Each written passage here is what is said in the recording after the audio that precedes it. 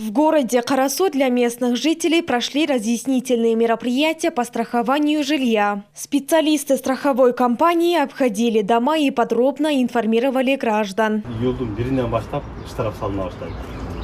Ana turak үйлерді bunu міндетті түрде өтішіңіз керек. Жылда өтіп тұрышыңыз керек. Шәһәр жері 1224 сом, айыл жері 612 сом. Местный житель Манас Шабанов считает, что страхование жилья – это правильное решение, поскольку в случае ЧП государство поможет восстановить недвижимость. Сегодня горожанин продлевает срок действия своего страхового договора. Домком и местные власти проводят разъяснительную работу по страхованию. У моего соседа сгорел дом, и государство всего за короткий срок выплатило ему около 400 тысяч сомов. Как говорится, береженного Бог бережет.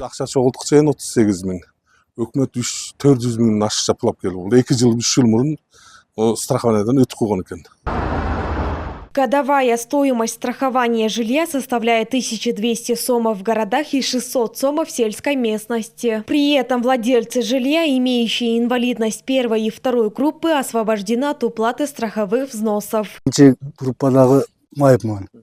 У меня есть инвалидность. Очень хорошо, что для людей с ограниченными возможностями предусмотрены льготы. Я застраховал свой дом и советую другим сделать то же самое. В Карасуйском районе регулярно проводятся разъяснительные мероприятия о важности страхования жилья. Совместно с представителями местных властей информация доводится до каждого домохозяйства.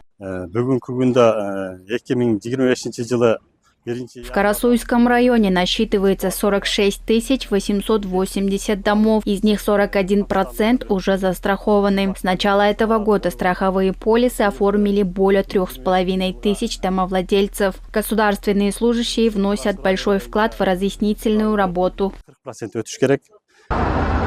В прошлом году более 40% владельцев приобрели страховой полис. Специалисты отмечают, что страхование не только защищает имущество, но и снижает финансовые риски для граждан в случае чрезвычайных ситуаций. Айтунок Мамытова, Нурастан Бакытбеков, Уран Адишев, ЛТР, Орская область.